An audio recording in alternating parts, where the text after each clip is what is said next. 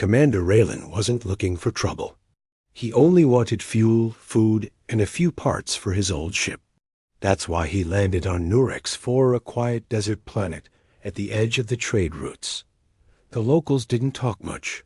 The markets were half empty. And the ruins on the horizon? Everyone said they were worthless. Raylan didn't believe in ghost stories. But something about this place felt strange. While waiting for his ship's parts, he explored a junk shop run by an old reptilian trader. Most of the items were broken. Tools, faded star charts, and cracked crystal panels. But deep inside a dusty crate, under a pile of metal scraps, Raylan found something odd, a hand-drawn map on thick, faded cloth. The lines were messy, but clear. A symbol like a pyramid stood at the center, circled in red. Beneath it were strange letters he didn't recognize. The ink shimmered slightly under the light. How much for this? Raylan asked. The trader looked over and hissed, "Old trash. Take it." "No charge. Bad luck." Raylan raised an eyebrow. "Why bad luck?" The trader turned away. "People who follow maps like that don't come back." Raylan took it anyway. Back at the small lodging station, he spread the map across the table. His eye scanner couldn't read the symbols. That made him more curious. He zoomed in on the pyramid's location. It pointed to the outer desert. A place called Sector K7, marked as uninhabitable. Just then, someone knocked at the door. He opened it and found a girl standing outside.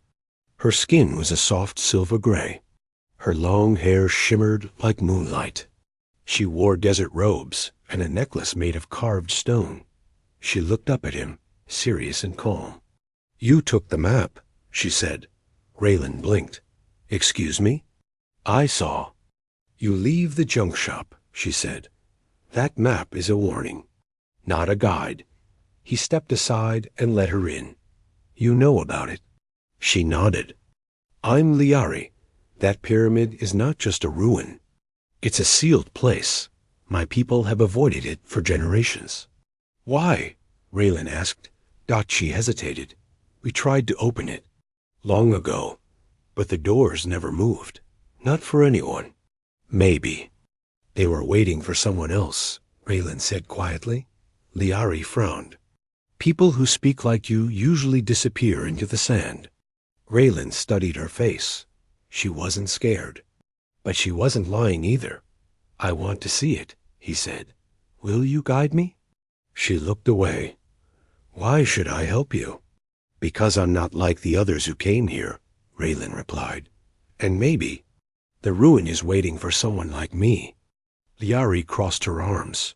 "It's 3 days by crawler. Dangerous terrain. Old war zones. And if we're caught in the storm season, we won't survive." "I'll bring a shielded transport," Raylan said. "We'll leave at sunrise." Liari stared at him for a long moment. Then she nodded once. "Fine. But when we reach it, you listen to me.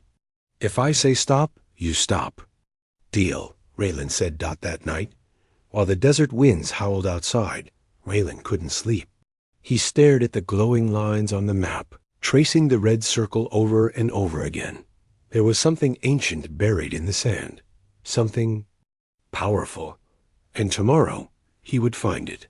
But he didn't know that when the time came, the door would open just for him, and that moment would change everything. Asterisk, the desert of Nurex IV was not like Earth's deserts. It didn't just stretch, it whispered. The winds carried voices that weren't voices. Shapes moved behind heat waves. Even Liari, who had grown up on this world, kept looking over her shoulder as the transport crawled over the dunes. Raylan sat behind the controls, watching the map pulse on his tablet. They had followed the route for hours first, past the broken towers of old mining cities, then through dry riverbeds that looked like scars. "How much farther?" he asked. Liari glanced outside. "One more ridge, then we'll see it." Raylan leaned forward. To the dust-covered glass, the land ahead rose into a tall dune, shaped like a wave frozen in time. As they climbed it, the wind grew stronger. And then, just as the crawler reached the top, Raylan saw it. A dark pyramid, half buried in red sand. It was massive, far larger than the map had suggested. Its surface was made of black stone that shimmered as if holding heat and light at once. The edges were sharp, too perfect for something so old. No one ever scanned this? Raylan asked, surprised. Many did, Liari replied. But the pyramid scrambles signals. No one gets data. Ships that fly over it lose power. That's why the area is marked uninhabitable. Raylan powered down the crawler. Then we go in on foot. As they stepped out, the heat hit him like a wave. His boots sank into the warm sand. The wind carried grains that stung his face, but his eyes were fixed on the structure. Up close, it was even stranger. There were no doors, no carvings, just stone, smooth, seamless, and silent. Raylan circled the pyramid slowly. Liari followed him, quiet. He ran his hand along the wall. It felt cool, almost wet. His fingers found a faint groove. Then another. Look here, he said. These lines, they form a pattern. Liari stepped closer. I've seen this before. We called it the circuit. It lights up when the sun hits it just right. Just then, a cloud moved. A beam of light struck the wall where Raylan touched it. The groove lit up. First dimly, then bright. The light raced through the lines like lightning. Liari gasped. It never did that before. Raylan stepped back as the light spread across the entire face of the pyramid. Symbols began to rise out of the stone, glowing softly. He turned to Liari. Do you know what they say? She stared at them. No, these aren't my people's language. This is older. Raylan reached into his pack and pulled out a small scanner. He tapped it against the surface. Suddenly, a loud sound echoed beneath their feet, a low thrum, like a heartbeat made of metal. The sand at the base of the pyramid began to shift. Then the wall in front of them cracked. It didn't crumble. It split like two halves of a book opening. Sand poured down the steps of a staircase, revealed inside. Dark, cold, waiting. Raylan stared into the opening. He couldn't see the bottom. Lyar. I took a step back. We should leave. Raylan didn't move. It opened for me. That's the problem, she said. It's never opened for anyone. He looked at her. Aren't you curious? Liari's eyes flicked toward the stairs. Curious? Yes, but smart enough to stay alive. Raylan took a deep breath. The air coming from inside was cold, but clean, like a place untouched by time. He turned on his shoulder lamp and stepped forward. Wait, Liari said, reaching for his arm. He looked back. If we go in, we might not come out, she whispered. Raylan nodded. Then let's make it worth it. She stared at him for a long moment, then followed him down the stairs. Behind them, the door began to close. Slowly, quietly. As if the pyramid had just swallowed them whole. Asterisk. The stone door sealed shut behind them with a soft hiss. Raylan turned quickly. Did it just lock? Liari placed her hand on the wall. No handle, no panel, nothing. Yes, she said quietly. It wants us to go deeper. The stairs were carved perfectly, as if made yesterday. No dust, no damage. The walls pulsed with faint light, like veins running with liquid crystal. Raylan raised his lamp, casting a glow down the spiral path. The silence pressed in around them, thick and unnatural. How far does it go? He asked. No one knows, Liari whispered, because no one ever made it inside. They walked carefully, step by step. After a while, Raylan noticed something. Odd, the air was cool, but not stale. It didn't smell like an ancient tomb. It smelled clean, like a forest after rain. At the bottom of the stairs, The passage opened into a large chamber. Raylan stepped in first, and stop. The room was massive, circular. The ceiling stretched so high it disappeared into shadow. In the center stood a tall, black pillar covered in symbols. Surrounding it were 6 giant stone doors, each with a different symbol glowing above it. "What is this place?" Raylan murmured. Liari stood beside him, eyes wide. "It's a vault." He walked closer to the pillar. Strange letters floated above it, rearranging themselves. Suddenly, the text changed into English. "Welcome, human compatible." Raylan's blood ran cold. "It knows me," he said. "It knows what I am." Liari backed away. "That shouldn't be possible. This tech is older than any living race. Even my ancestors couldn't read it." The pillar began to hum. The symbols above the 6 stone doors started to flicker, one by one, until only one remained lit, a triangle with 3 glowing circles inside it. Then came the voice, not spoken aloud, but inside their minds, deep and calm. "Neither male nor female. The seal is broken. Access granted. Memory protocol initiated." Raylan turned to Liari. "Did you hear that?" She nodded slowly. "Every word." The door with the triangle symbol groaned and began to open. Stone, grinding against stone. A cold wind poured out from the dark space beyond. Raylan reached for his sidearm. "Just in case." "What's in there?" he asked. Liari swallowed hard. "A chamber no one ever saw. Our best scholars believed it was just decoration. And now?" Liari looked at him. "Now I think this place was never meant for us." "It was?" "Built for you." Raylan stepped into the chamber. Inside, lights blinked to life, one after another, revealing a circular room with walls made of glass and metal. In the center stood a tall pedestal with a smooth sphere resting on top. It glowed softly, like it had been waiting. Raylan approached it. The sphere reacted, floating gently into the air, spinning slowly. Then it projected a hologram. "A galaxy map," Liari gasped. "That's our galaxy. But it's marked, see that symbol? It's near your system, Earth." Raylan leaned in. Over Earth was written, "Seed World 7. Access restricted. Key activated." Raylan took a step back. "This is more than a vault. It's a control room." He reached out and touched the sphere. Suddenly, visions flashed in his. Mined ancient cities made of gold and crystal, giant ships flying through collapsing stars, beings of light walking across endless plains, and then Earth, covered in forests, mountains, oceans.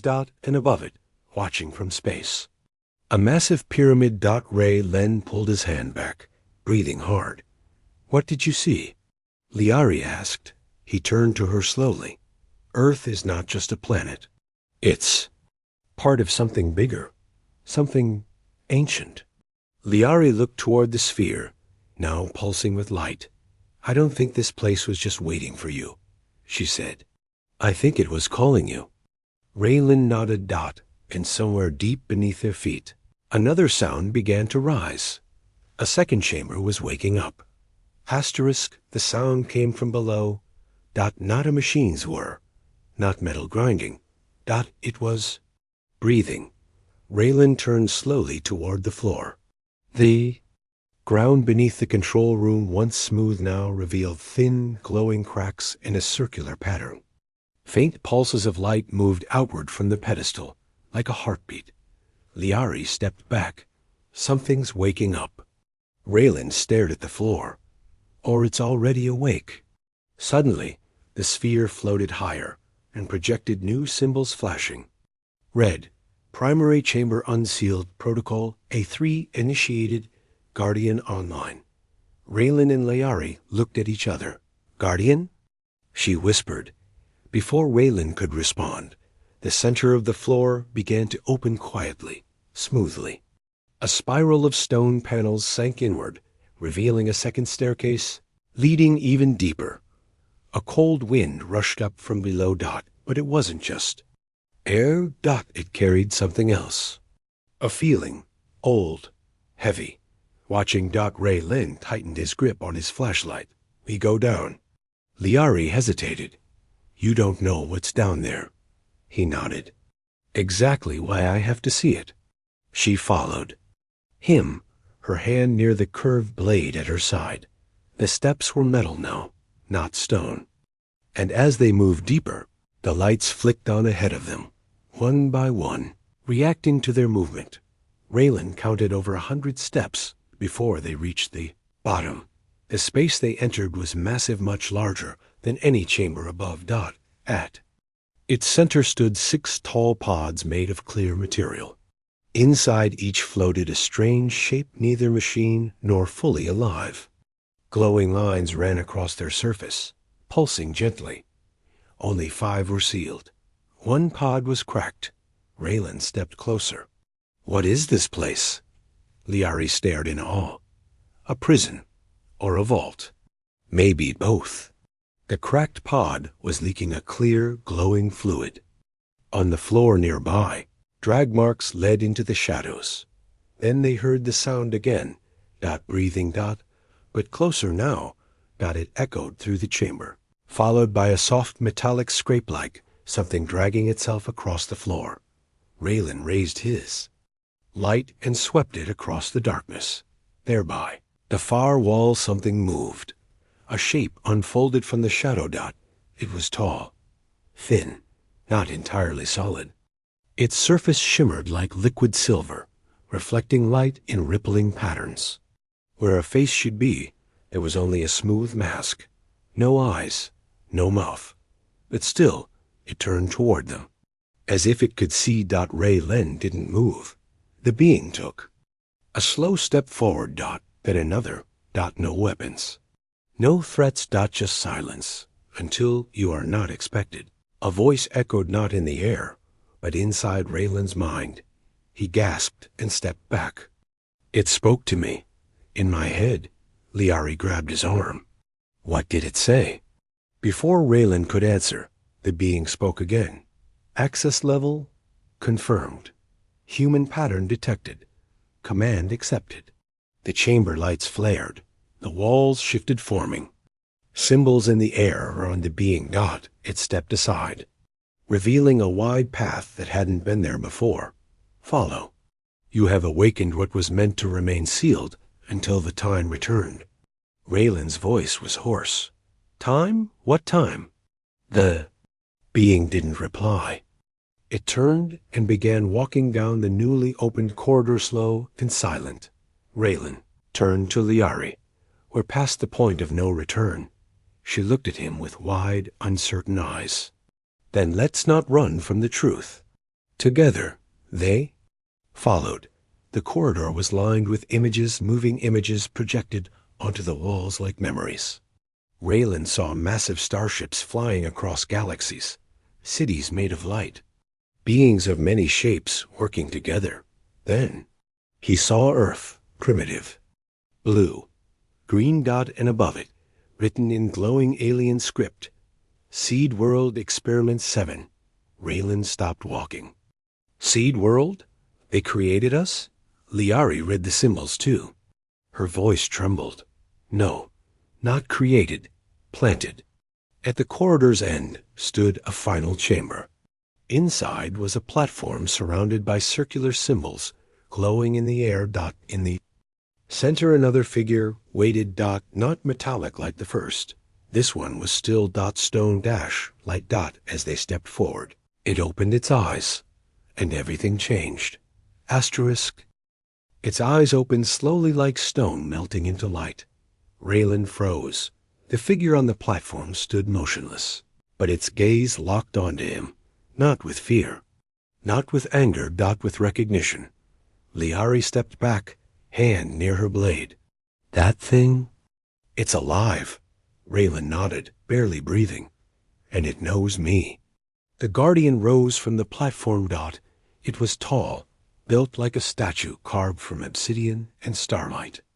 Thin lines of glowing blue ran across its arms, chest, and face, forming ancient patterns. Human protocol. Confirmed. The voice echoed inside Raylan's mind that it was different from the first voice, deeper, slower, like it had just woken after a long, long sleep. Raylan asked, "Who are you?" The Guardian stepped forward. "I am the last sentinel of Vault 9, created to protect the legacy of the Forerunners." Liari's eyes widened. The Forerunners? That's just legend. Ancient builders. Star-born myths. The Guardian turned toward her. Not myth, memory. It lifted a hand, and the room changed. The walls turned into stars.